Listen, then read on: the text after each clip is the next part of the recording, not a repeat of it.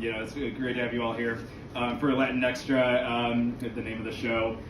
Just to reassure you all, I'm fully vaccinated against COVID. You don't have to worry about getting COVID from me.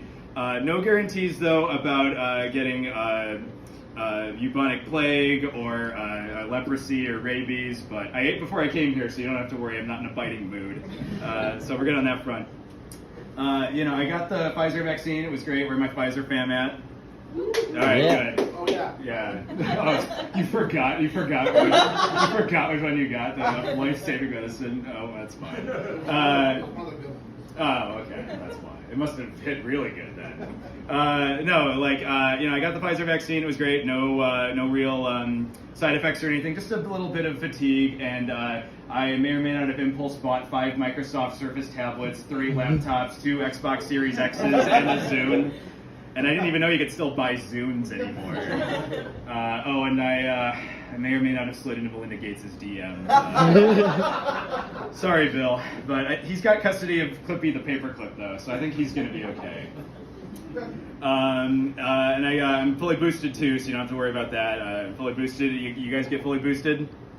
Okay, good. For those of you that didn't, that was not loud enough for me to be feeling reassured about this, but if you are not fully boosted, you should have. You agreed to this, guys. You knew going into this was the Bill Gates vaccine. You should have expected some software updates every 6 months. It's only fair. If you wanted to not have to deal with those updates, you should have been like me and gotten the Nintendo vaccine. I have an original Nintendo 64 from 1996. I've dropped that thing so many times, and GoldenEye still works like a charm. No software updates required. It's great. I definitely recommend getting that Nintendo vaccine. The one frustrating thing for me about COVID and all that stuff was, I grew up Christian. I grew up a lot of Christian people, and just seeing now online how so many of them are so anti-science, even though their precious science gave them Veggie Tales and Tammy Faye Baker's makeup. There's no way that makeup was of natural causes or purposes. Scientific Frankenstein technology had to go into that, but. And it's weird because, there's a whole of one of the 10 Commandments about not giving COVID to people. The Bible even specifically mentions COVID. I don't know if do you guys remember it? It literally goes thou shalt not COVID thy neighbor's house, or COVID thy neighbor's wife, or COVID thy neighbor's ox, or COVID anything that is thy neighbor. It's it's right there. How did they not see it? It's just so bizarre. I don't know. And also it was weird noticing when Omicron, that spike happened a couple months ago, because everyone suddenly took it all seriously again, even though there was other variants before, in between Delta and Omicron. Did you guys know there was a Delta Plus variant? This is an actual thing they discovered in other parts of the world, a Delta Plus variant. No one in the media said anything, and I really think it's because Delta Plus sounds just like a streaming service you could just ignore. It's got what? The spin-off of Different Strokes? No, I don't need it. Forget that. So really, I think people just took Omicron seriously because Omicron sounds like a transformer. That's why people took it seriously.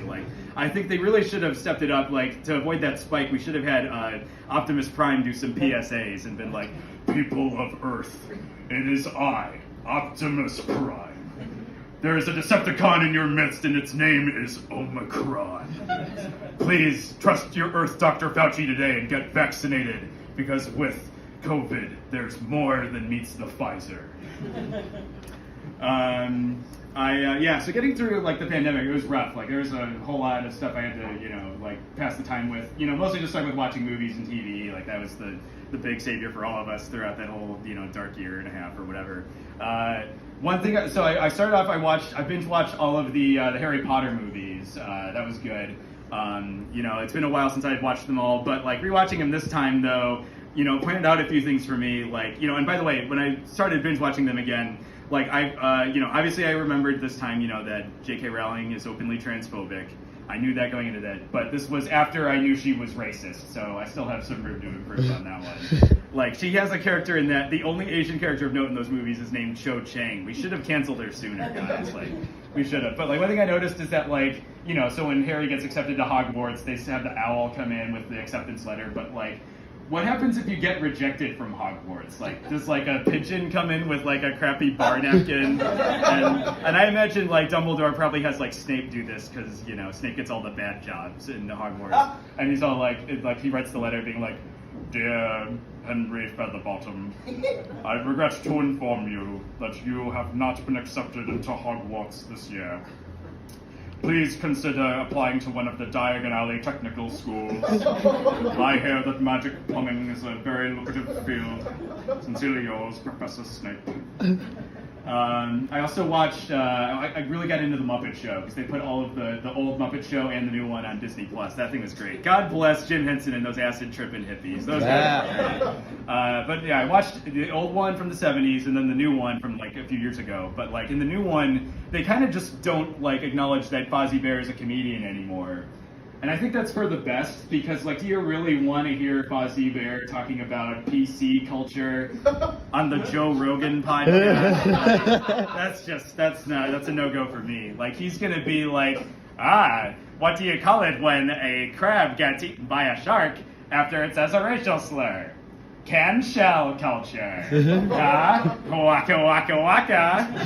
Hashtag me tuna. And then Joe Rogan's all like, "Oh yeah, Fozzie, that's very fascinating. Have you ever tried DMT?" I also watched Cheers. I got into the reruns of Cheers. That was great. I met John Ratzenberger once. He was great. So I think that technically makes me a Pixar movie now. That was good. But no, I watched it. It still holds up, but it kind of saddens me to think about because now every show gets a reboot these days.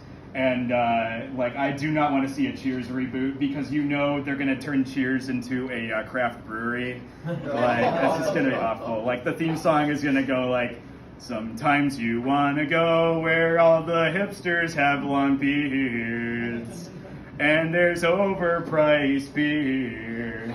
You wanna go where you can taste overly hoppy IPAs. You want to go where nobody knows your name, do, because social media has made it hard to make friendships in real life,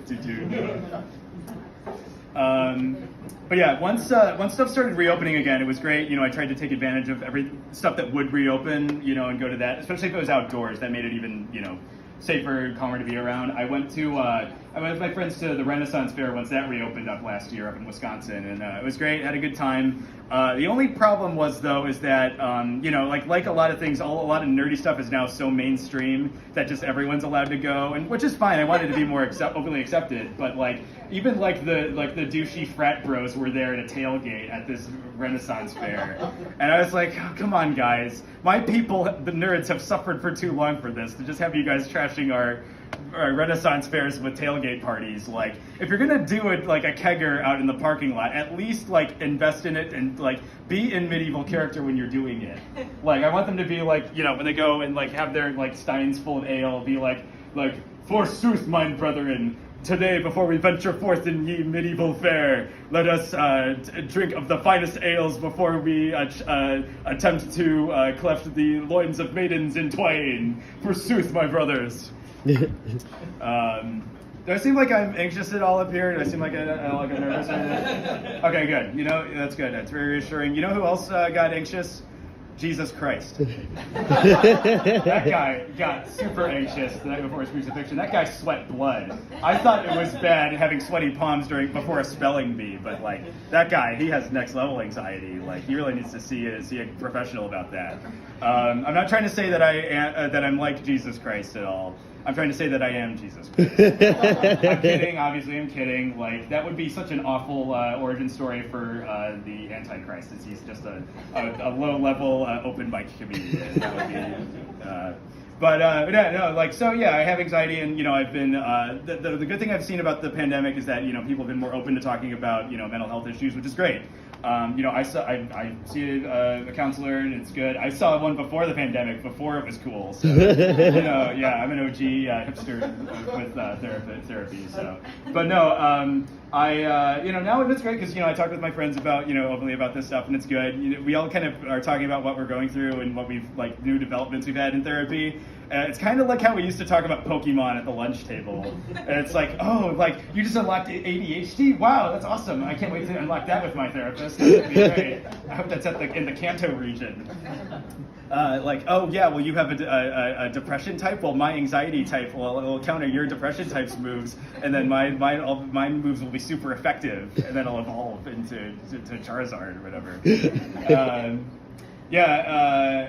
So yeah, it's been great seeing people being, especially among younger generations, like being like really like open to mental health, discussions right off the bat. Like I noticed like a lot the past, couple of years, like for some reason, Gen Z is really into The Sopranos for some reason. Like, that's the real thing. Like there's like meme pages and stuff. Like it's wild, Like who would have thought like all those crazy New Jersey Italians would like sink in well with Gen Z, but no, like I really, and like it's a shame that James Gandolfini has passed away because they can't reboot the show now. But I like to think that if they made a sequel show that like his arc is full circle and he becomes a therapist himself, like that's really what I want to see. I want to see, therapist Tony Soprano where he's all like, you had another panic attack again? Oh, jeez. Okay, here's what you got to do next time you have a panic attack, okay? You think of the 5 senses, okay? 5 things you can see, 4 things you can hear, 3 things you can smell, 2 things you can touch, 1 thing you can taste. Ideally, be a nice piece of gabagool if you can get that. But if you can't, then I always keep one in my pockets, capiche? What do you mean you ain't taking your meds? I'm Marone. Okay, look, I know you're a good kid. Okay, just sign up for next week, all right? Sign up with Gladys out there for your next session, okay? Hey, practice radical self-acceptance, you motherfucker. God, I love Tony Soprano. He's great. I don't know if you guys can tell. I'm sorry for the ambiguity, but I am indeed Mexican American. I'm sorry, I'm working on my racial ambiguity. I'm working on it for next time. I'm this year's model of Mexican. If you couldn't tell, that's why. I'm the Mexican GT. I'm this year's model. My special feature is I speak white. It's pretty good. Do you guys see that fantasy football stats, bro? Yeah. Well, see, there you go. That's it in practice. But no, it's been great seeing, especially representation on movies and TV with Hispanic people, especially in Kanto. Been watching that a lot lately. It's been good. I really, especially, really great, like I said, representation for Hispanic people with mental illness. Like that movie made me feel so seen. But also, I think that movie does a good job of explaining why there are no Hispanic people with superpowers in movies and TV. Because if any of our people had superpowers, then our parents would just keep us in the house and doing chores for them the whole time. Like that's what that movie really speaks to me about. If I had laser vision, my mom would be like, Cory, get in the kitchen and cook the arrachera for us, all right? Abuelita's coming soon. Or if I had adamantium claws like Wolverine, my dad would be like, son, mow the lawn, okay? The Casa Cerrado's on. I need the lawn needs to be mowed. So obviously, we don't talk about Bruno, but we do need to talk about Joe Rogan again. I think it's just we really need to keep that going. The thing about Joe Rogan though, the thing that surprised me the most was that we got him to make 2 Instagram apology videos in the span of a week. That was impressive, but we really could have milked him for just a couple more. Did no one think to remember to bring up the fact that he was the host of Fear Factor for 6 years on NBC? That's cancelable in and of itself. I really want to, where was that Instagram apology video he would have had to make? It would have been yes, followers, yes, I'm Joe Rogan, and the rumors you've heard are true. People have been bringing up this again from my past. I was indeed the Fear Factor host for 6 years on NBC. I regret making the entire nation watch a man eat buffalo testicles on national television. I'm deeply sorry for my mistakes. I am listening and I am learning, and I promise I will make this better. And similar to Joe Rogan, I've had gripes a lot lately with all these billionaires and their penis-shaped rocket ships, like Elon Musk and Jeff Bezos and Bruce Wayne, all these dumb billionaires. Obviously we all know Bruce Wayne is Batman. Sorry if I spoiled the new Batman movie for you guys. I watched the new Batman and it was good, but I'm just I just want for once Batman to acknowledge his privilege, as a billionaire. When he's beating up bad guys, I just want him to go, because let's admit, his superpower is beating up poor people and the mentally ill. That's his superpower. I want him to be when he's beating them up, he'd be like, swear to me, Swear to me, you're gonna learn from this opportunity. And in return, I pledge resources to make your communities more positively developed and have access to mental health resources and employment opportunities that you were marginalized from and never having the opportunity to have. I admit my privilege as a member of the 1% and a member of the white elite. I am listening and learning. Pretty good. Yeah, thank you. Yeah, that my throat is gonna pay for that in a couple of years. So, but it's worth it for the laugh. I noticed on I watched a lot of I listen to a lot of podcasts, and I really like podcasts a lot. They're pretty good. I listened recently to not the Joe Rogan one. Screw that. That would be funny if I did though. No, I listened to Bruce Springsteen and Obama has a podcast that they do together, and it's pretty great. It's called Renegades. It's really good. They talk a lot about different things about America's history and their careers and all that, how they have more in common than you would think. But the one disappointing thing about it, though, is that they don't do the ad reads for this podcast. That's such a missed opportunity. Like, I really wanted to hear how those ad reads would have gone. I can imagine it would have been like, hey, Bruce, you know what I hate? What's that, Barack? I hate when you're in the shower. And let me be clear. I'm trying to shave my taint. And next thing you know, my hand slips, and I nick my balls. Oh yeah, it's a real bummer, Barack. I hate it when that happens. Luckily, I got just the thing for you. Manscaped has everything you need when you're trying to shave down by the river.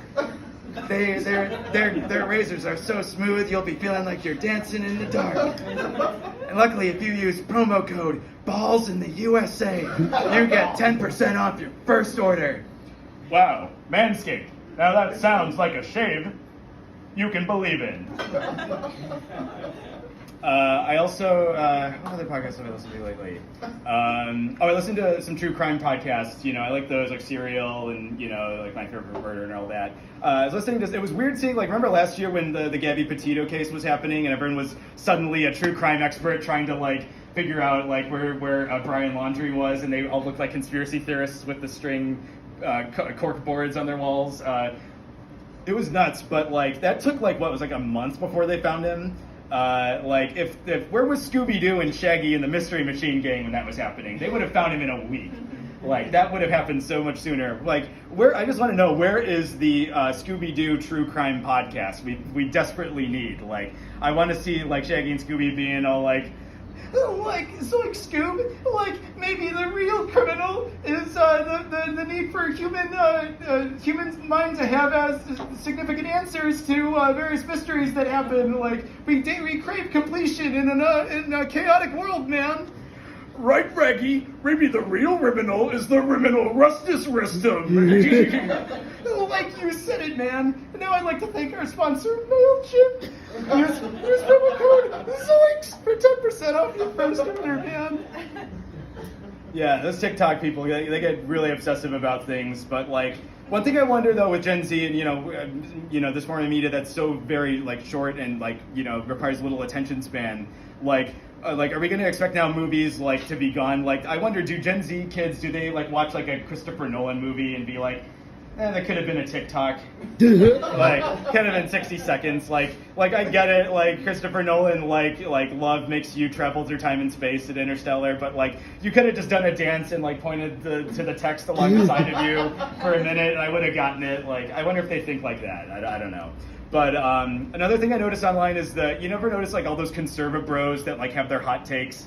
They always record their hard takes or their hot takes when they're sitting in the car with their sunglasses on. They're always in their car. They're always in their dashboard. It's always so. I am shocked that these conspiracy theorist bros don't know how Final Cut Pro works, or they don't understand green screen technology or any sort of production value. Quite honestly, it just shocks me that they just don't understand how that works. Once again, I want to thank you all for coming out. I want to thank Chavez and Nixon for putting the show together. It's great to be here back in the south suburbs. I'll end with this. I am, like I said, I'm Mexican American, or if you're white, I'm Latinx. Obviously, you know, like we named the show LatinXtra. That was my idea. But like, you know, and I get why Latinx is a term. Like, it's cool. Like, I understand what it's going for and what it's trying to do. It's trying to be more inclusive of, you know, the gender non-binary. It's trying to like reduce that sort of like that like prime status of the, you know, patriarchy. You know, we have like in Spanish words that denote masculinity and denote femininity. But like that's our whole language though. Like this whole idea of Latinx throws everything like potentially like down the river. Like, well, how are they going to expect us to talk from now on? Like, Olex, me gex, comex extox uxtetics, meyamex corix, dondex extox lox bibliotechics. Adios. Thank you guys. You've all been great. Yeah.